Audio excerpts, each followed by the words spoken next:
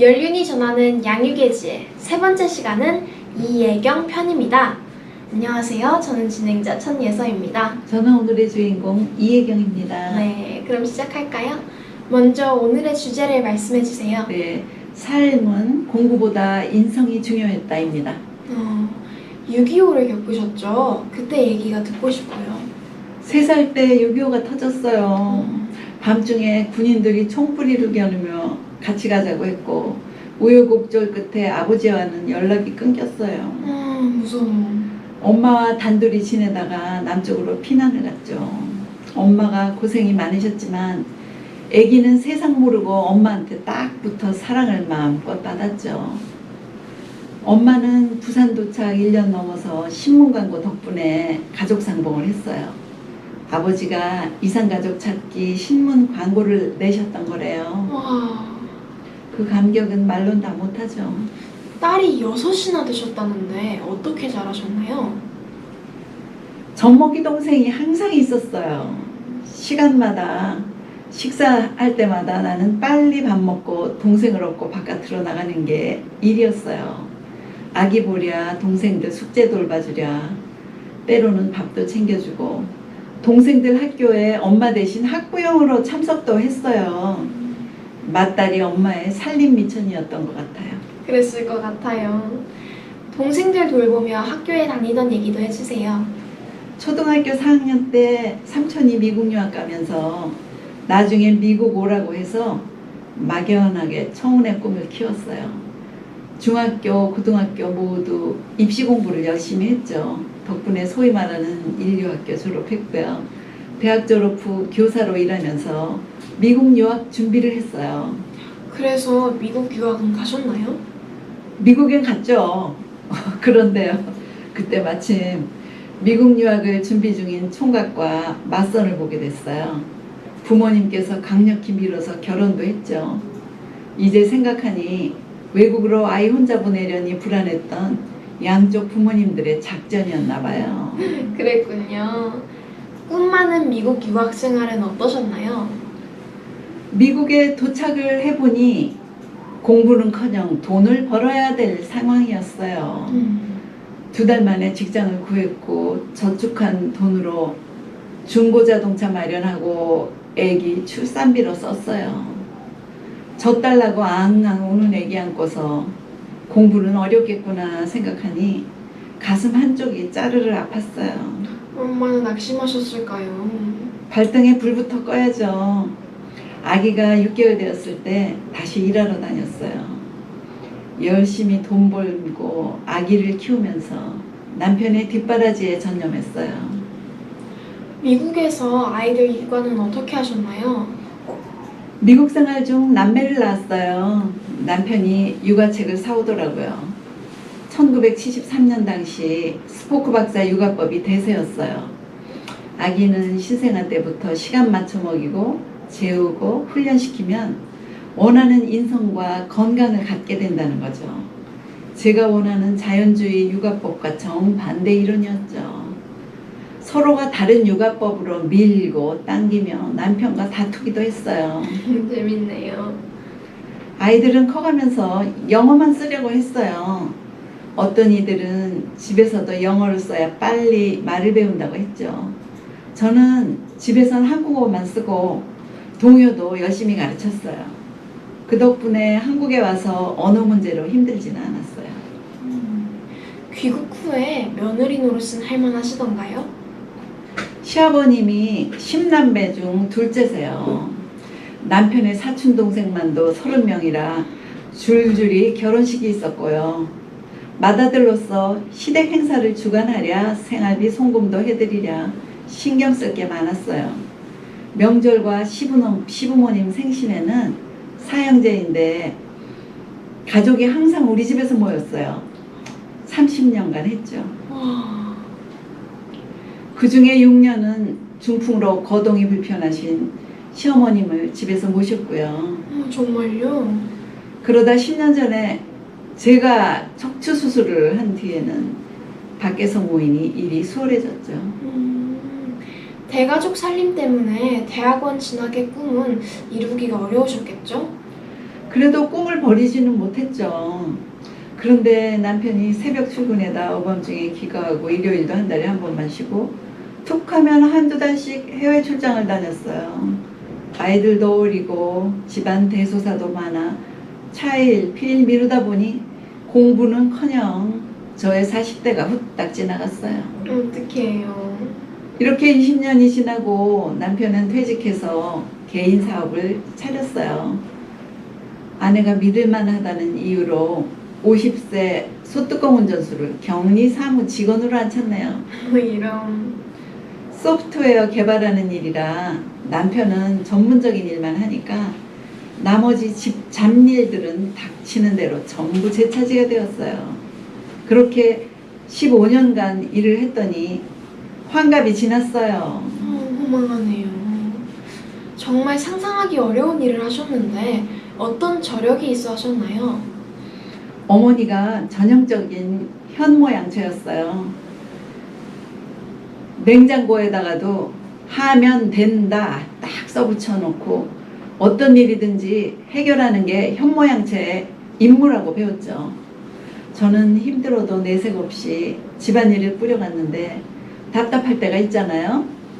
이럴 때는 친정부모님이 어떻게 해결하셨을까 상상해보면 정답이 그려졌어요. 와. 해결사가 우선이다 보니 내가 하고 싶은 일은 항상 뒷전으로 밀리더라고요. 대가족이 모이면 음식 준비는 어떻게 하셨대요? 자녀들도 배워서 하나요? 우리 집에 모이면 모두들 반갑다고 좋아하니까 그 모습을 상상하며 준비해요. 1박 2일 100인분을 장만해요. 엄청나네요. 모임 전날에는 동서들이 아이들 데리고 와서 함께 만들고요. 시동생들은 저녁에 와요. 밤에는 이방저방 쏙닥쏙닥 밀린 얘기 나누며 수학여행 온 것 같대요. 재밌으시겠네요. 저희 아이들은 이렇게 자라선지 대가족 모임을 당연하게 생각해요. 좋은 추억을 만들며 지내는 가게의 전통이 만들어진 것 같아요. 요즘 생각하면 쉽지 않은 가풍이네요. 후손들에게 이런 가족의 전통을 어떻게 알려줄 수 있을까요? 어른들이 시범을 보여주면 저절로 알죠. 그렇군요. 평소에는 가족 카톡방이 있어서 수시로 안부를 물어요. 특히 해마다 휴가로 2박 3일간 함께 뒹굴며 놀죠. 기획은 자녀들에게 맡기고 비용은 제가 냅니다. 그게 좋은데요? 마지막으로 그동안 쌓으신 양육의 지혜를 정리해서 들려주세요. 첫째는 아기 때 엄마랑 딱 붙어 지내면서 받은 사랑이 인생의 바닥짐이 되어 평생을 좌우했다고 봐요. 누군가가 영원히 자기 편이라는 믿음이 있다면 큰 힘이 되죠. 부모님도 종교도 좋죠. 저는 누가 뭐래도 손주들 편입니다. 바닥짐, 중심축 말씀이시죠? 둘째, 효과적인 자기 표현 방법은 배워야 할 수 있는 거였어요. 표현을 안 하면 남들이 내 속마음을 몰라요. 자기 표현은 용기도 필요하죠. 저는 주장 없이 네네 하면서 환경에 맞춰 살다 보니까 제가 하고 싶은 공부도 못하고 속으로는 혼자 끙끙 앓았죠. 말은 해야 맛인데 용기가 없었어요. 셋째로는 일부러라도 단체생활 기회를 만들어 부대끼며 살아보게 할 거예요. 저도 대가족과 어울려 지내면서 모난 인성이 둥그러졌어요. 상대방의 입장도 알게 되고 윈윈하는 정답도 깨닫게 되었답니다. 삶은 공부보다 인성이 필요했어요. 귀한 말씀 잘 들었습니다. 손잘TV, 이번에는 연륜의 양육지혜 이혜경 편으로 삶은 공부보다 인성이 중요했다 였습니다. 시청해주신 여러분 감사합니다. 감사합니다.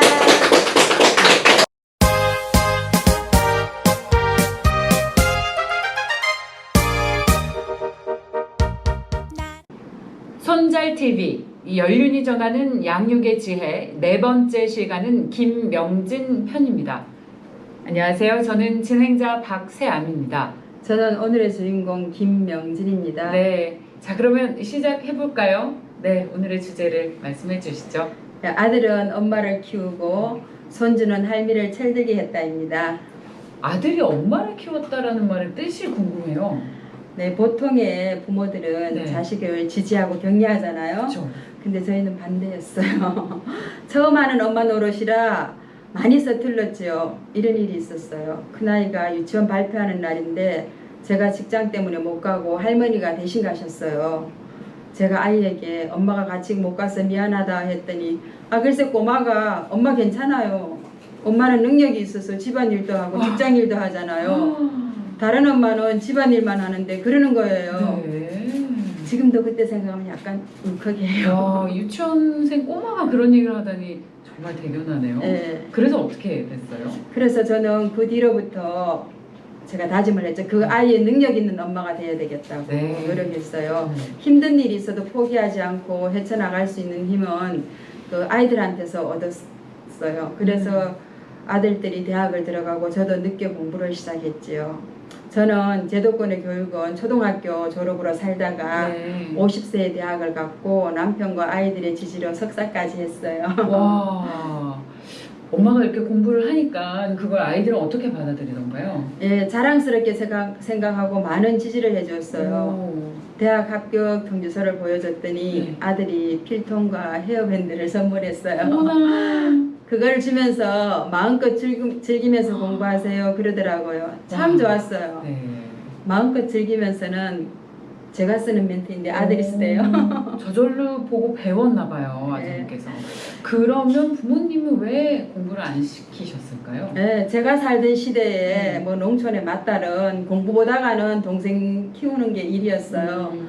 뭐 제가 자랄 때마다 이제 나이에 맞게 그에 맞는 일이 주어졌고요. 그래서 저희 동네에 사는 여자애들에게는 공부를 그렇게 열심히 시키지 않았어요. 저만 그런 게 아니라. 네. 그리고 여자는 집안일 잘하고 또 남편 뜻 잘 받들고 부모님께 순종하고 형제간에 우애 있으면 된다고 했어요. 저는 그냥 최선을 다해서 부모님의 뜻을 따랐죠. 네. 그때는 몰랐는데 살아보니까 부족한 게 너무 많대요. 네. 그때는 또 그런 시대상이었고, 네. 그렇게 받은 양육 방식이 자녀들에게는 어떤 영향을 미쳤다고 생각하세요? 사실 저는 능력이 별로 없어서 아이들에게 해준 게 별로 없어요. 밥하고 빨래 해준 것밖에 없는 것 같은데 저의 무능함이 오히려 아이들을 자립시켰다고 생각을 해요. 그래서 전 늘 하나님께 감사해요. 저런 엄마에게 알아서 잘하는 아들을 들어줘서 감사합니다 이렇게 하죠. 네. 그러면 이 부모님에게서는 뭘 배우셨다고 생각하십니까? 네, 저희 부모님은 삶 자체가 교육이었어요. 농사를 업으로 하셨으니까 뭐 하늘에 순응하고 자연에 순응하면서 사셨죠. 특히 어머님은 누구를 탓하지 않고 상당히 긍정적으로 살아오셨어요. 어린 시절에 저희 가족은 보통 밥 먹는 식구가 10명 정도였죠. 농사 이빨 하시다가 또 세참, 식사, 빨래까지 집안일이 엄청났을 텐데 늘 묵묵히 해내셨어요. 와. 그리고 어머니가 저희들을 인격적으로 대해주시고 네. 뭐를 지시하고 시킨다기보다는 삶으로 보여주셨던 것 같아요. 지금도 86세이신데 주어진 삶을 순응하면서 정말 긍정적으로 살고 계세요. 네. 저는 엄마 딸이지만 엄마같이 살지 못해서 노력하는 중이랍니다. 네. 어머니가 보여주신 그런 삶이 상당히 중요한 포인트가 되는 것 같은데 이 자제분들은 엄마를 어떻게 기억하고 있을까요? 엄마가 자신들을 양육할 때 우왕좌왕한 초보 엄마를 기억하고 있더라고요. 요즘 웃으면서 얘기해요. 네. 이제는 아빠가 된 아들로서 서툴었던 엄마의 그 과거를 이야기해요. 우리가 어렸을 때 엄마가 그랬어요 뭐 이러면서. 그런데 엄마가 점점 더 좋게 변해져 가지고 좋았어요 뭐 하고 또 칭찬도 해주고요. 큰아들은 엄마가 변하려고 노력하는 모습과 좋게 변해서 좋다고 하고, 작은 아들은 여러 가지 교육을 억지로 시키지 않고 비난하지 않아서 좋았다 그러더라고요. 아마도 현실에 순응하는 것이나 특별히 강요하지 않는 것은 친정 엄마의 영향을 받아서 그랬을 거라고 생각을 해요. 아, 정말 그렇겠어요. 그러면 이 손주들 교육은 어떻게 시키라고 말씀하십니까? 저는 손주의 개인 삶을 존중하며 키우라고 말하고 싶어요.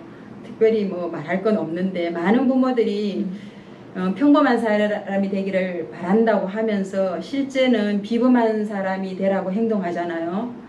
평범하고 비범한 것은 본인의 선택이지 부모님의 선택은 아닌 것 같아요. 저는 손주들이 자신을 사랑할 줄 아는 사람으로 자랐으면 좋겠어요. 이기적인 것이 아니라 진정으로 자기를 사랑하는 사람은 타인의 인격도 존중하게 된다고 생각하거든요. 네. 아마도 제가 그렇게 표현했다고 말할 수 있어요. 아, 네. 그러니까 자존감이 높다라는 네. 말인 것 같아요. 네. 이 손주 양육에서 제일 중요한 게 뭐라고 생각하십니까? 제일 중요한 건 전 양육자가 행복해야 된다고 생각을 해요. 맞습니다. 할머니가 행복해야 손주가 똥을 싸도 예쁘고 네. 물을 엎질러도 예쁘고 네. 손주가 성가시게 해도 웃으면서 그 요구를 들어줄 수 있잖아요. 그러면 그 손주는 사랑받는다고 느끼고 특별히 뭔가를 가르쳐주지 않아도 자기 능력에 맞는 좋은 것을 선택할 수 있는 힘이 생길 거라고 믿어요. 이렇게 손주 자신이 소중한 존재라는 것을 받아들이는 순간부터 자립심이 생긴다고 생각을 하거든요. 저는. 네, 정말 중요한 말씀이십니다. 손주는 어떤 존재세요? 예, 저희 시부모님이 저희 아이가 어렸을 때 네. 함께 키워주셨어요. 같은 집에서. 그때 아이들이 무한한 사랑으로 키우셨어요. 아이들을. 저는 시부모님이 늘 그러셨거든요. 아이고 나는 이 두 놈만 보면 세상에 근심이 하나도 없다 그러셨는데 그저야 그 뜻은 알 것 같아요. 네. 저희 아이들은 그런 조부모님이 주신 사랑의 힘으로 지금 열심히 잘 살고 있어요. 저는 아들들에게 축하할 일이 생기면 가장 먼저 하늘에 계신 시아버님이 생각나요. 두 놈을 보면 세상에 근심이 하나도 없다는 그 말씀보다 더 큰 사랑은 없는 것 같아요. 늘 두 분께 감사하는 마음이죠. 우리 부부도 손주들에게 그런 조부모가 되려고 해요. 와, 시부모님 말씀하시니까 눈시울이 좀 붉어지십니다. 정말 시부모님을 진심으로 사랑하셨나 봐요. 감사해요. 예, 정말 옆에서 저도 굉장히 감명 깊게 듣고 또 보고 있습니다. 그 손주가 할머니를 철들게 했다라고 말씀하셨는데 또 이건 어떤 얘기예요? 저는 저에게 손주는 하늘이 보내준 귀한 선물이에요. 자식들 앞에서는 막 싸웠지만 손주 앞에서는 모든 것이 다 이해가 되고요. 평화를 유지할 수 있어요. 그냥 제가 어떻게 해야지 해서 그런 것이 아니라 그냥 자동적으로 그렇게 되더라고요. 네. 저만 그런 게 아니라 남편도 그래요. 그래서 우리는 손주가 오면은 대단한 인고 부부가 돼요. 손주에게는 좋은 것만 주고 싶고 보여주고 싶은 걸 보면은 손주는 대단한 존재인 게 확실해요. 네. 아주 귀한 보배지요. 정말 행복한 손주네요.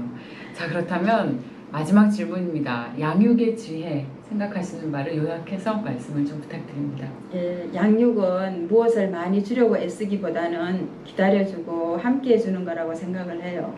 아가들은 태어났을 때 자신만의 특별함을 가지고 나오는데 그 특별함을 스스로 연마할 때까지 팔을 넓게 벌려서 사랑해주는 것이라고 믿어요. 신뢰가 바탕이 된 사랑. 나는 부모님한테 그 순응하는 것과 긍정을 받았었고 저희 아이들은 철없는 엄마와 함께 살면서 본인들의 자립을 받았다고 생각을 해요. 저에게도 참 귀한 시간이 됐습니다. 자, 이번 손잘TV 연륜의 양육지혜는 김명진 편으로 아들은 엄마를 키우고 손주는 할미를 철들게 했다 였습니다. 지금까지 시청해주신 여러분 고맙습니다.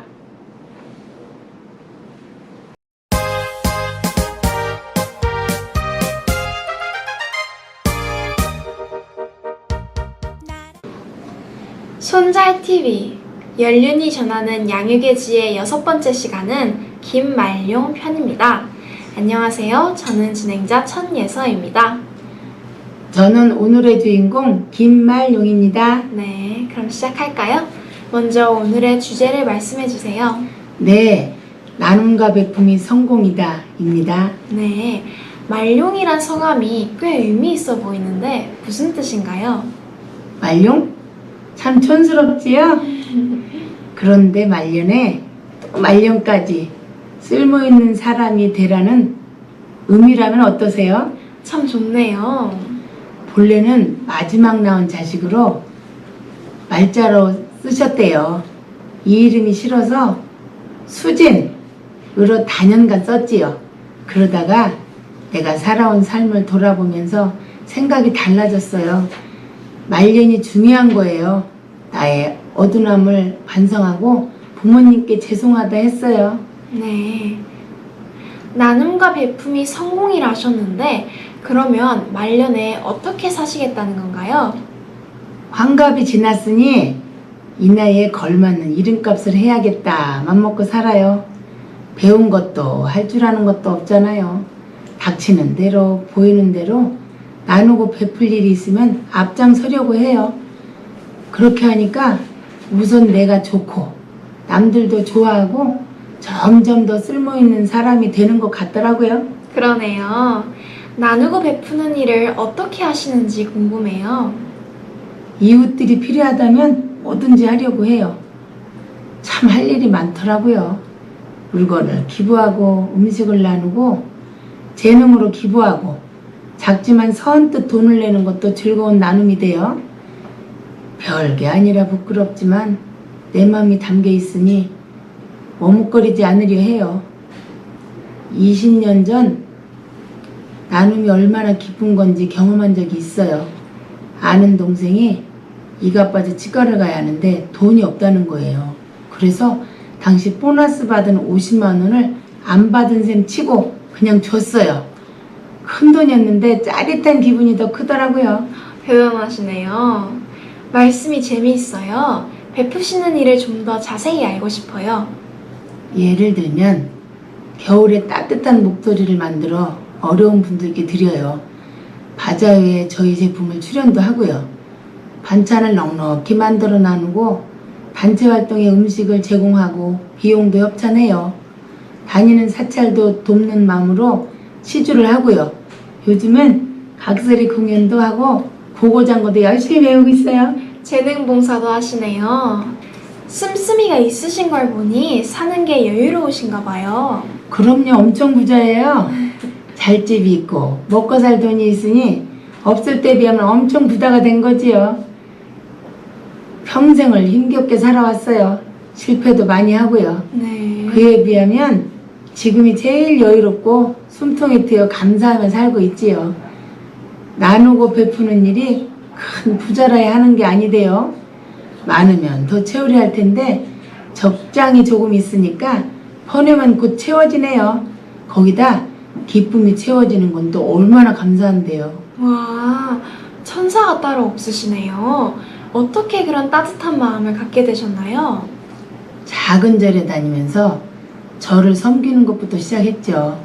스님의 설법을 따르는 것이 나눔의 시작이었어요. 사는 게 힘들어 이기적이었는데 그러면 안 되더라고요. 소파일 사찰에 등 하나 다는 일도 제가 먼저 해요. 옆집을 위한 보시등도 제가 달아줘요. 스님이 늘 말씀하세요. 나누고 베풀어야 부처님 공덕이 쌓이고 부처님의 가피를 받게 된다 하시대요. 그렇군요. 혹시 어려서 나누고 베푸는 일을 배우신 기억이 있나요? 아버지 생각이 나요. 충북 영동이 집인데 몹시 가난했어요. 그런데도 아버지는 거지가 밥을 달라면 불쌍하다면서 밥을 주고 헌옷까지 주시대요. 저희 육남매가 넉넉지 않지만 인색하지 않게 아버지의 피가 흐르고 있나 봐요. 그런가 봐요. 초등학교 5학년 때 선생님 말씀도 기억나요. 사람은 1, 2, 3등급이 있다. 시켜도 안 하는 3등급, 시켜서 하는 2등급, 시키지 않아도 스스로하는 1등급이 있다는 거예요. 부처님 가르침에 따라 하는 저는 2등급인가요? 앞으로는 베푸는 일에 앞장서 1등 인간이 되어야겠어요. 이미 1등 인간이세요. 넉넉지 못한 살림에 부모님은 육남매를 어떻게 키우셨을까요? 아버지는 복숭아밭을 어머니는 막걸리집을 하며 겨우 살았어요. 중학교도 못 보내겠다 하시대요. 저는 12살에 서울에 와서 현물기술을 배웠어요. 14살이 되니 오더가 들어오는데 블랙시로 자르는 거예요. 블랙이 뭔 말인 줄 알아야 일을 하죠. 그래서 야간 중학교를 갔어요. 그래서 번 돈으로 오빠 대학 등록금도 됐어요. 그러다 저는 21살 어린 나이에 결혼을 했지요. 어머나, 결혼 생활은 어떠셨나요? 남자가 착한데 가해와 동정심으로 결혼을 했어요. 그것도 베푸는 마음이었겠죠? 네. 첫 아들을 낳고 구멍가게며 가공공장도 했죠. 열심히 했지만 직원 15명을 안고 부도가 났어요. 삼양동 꼭대기 15평 집까지 처분하고 빈털터리가 되었어요. 그래도 재기를 해 직원들과 속초 야유를 갔는데 인명피해 교통사고가 났어요. 회사는 또 풍비박산이 됐지요. 그때 빚이 아직도 저를 따라다녀요. 할 수 없이 투잡 쓰리잡을 뛰며 억척으로 살았어요. 그 와중에 시부모님이 연이어 돌아가셨고 장례비가 없어 회사 입사 전 가불까지 해 큰일을 치렀죠. 아이고, 정말 기막힌 젊은 날이셨네요. 그 후에 형편이 좀 나아지셨나요? 삶은 더 꼬여갔지요. 남편은 염치도 없게 외도에 임신까지 했어요. 미련 없이 통 크게 14살 아들을 데리고 완전 빈손으로 길거리로 나앉았어요. 옥탑방을 거쳐 임대아파트에 사는데 명의가 남편으로 되어 있다 보니 퇴거 명령이 내려졌지요. 다시 월세를 전전했어요. 떡볶이집, 식당을 하며 엄청 고생했어요. 아이고, 이때 도움을 준 잊지 못할 분들이 계시죠? 그래서 이젠 저도 도와야 해요. 이런 가정 형편을 아드님은 어떻게 받아들였나요? 아들은 엄마의 처지를 아는지 불평 한 번 안 했어요. 고맙게도 하자는 대로 따라줬어요. 자기 형편도 어려운데 멀리 사는 친구에게 버스표를 주고 걸어서 오는 속 깊은 아들이에요. 그러네요. 모자가 사는 게 힘겨웠지만 아들의 심성이 착하고 성실에 빨리 정착할 수 있었어요. 아들은 대학을 졸업하고 직장을 다니다가 엄마가 혼자 하는 사업이 안쓰러웠는지 퇴사하고 지금은 같이 해요. 그 덕분에 내가 여유를 조금은 찾았고 주변도 돌아볼 수 있게 되었어요. 아들이 고맙고 아들 같은 손주를 저도 갖고 싶네요. 그러셔야죠. 앞으로 어떤 삶을 살고 싶으신지 듣고 싶어요. 아들이나 저같이 험한 세상을 사는 분들이 더는 없어야 해요. 혹시 어려운 분들이 계시다면 누군가의 도움으로 세상을 살게 된다는 거예요. 네. 이제 전 남편을 비롯해 못된 사람들도 부처님의 자비로 덮을 수 있을 것 같아요. 저의 꿈은 나눔의 집을 설립해서 이웃과 나누며 살 계획이에요. 자자손손 남의 것을 탐내지 말고 주고 비우면 행복해진다는 양육의 지혜를 전할 거예요. 제가 알고 있는 딱 하나, 나누고 베푸는 일은 쉬운 것부터 하면 된다예요. 네, 귀한 말씀 감사합니다. 이번 손잘TV 열린의 양육지혜는 김말용 편으로 나눔과 베품이 성공이다였습니다. 시청해주신 여러분 감사합니다. 감사합니다.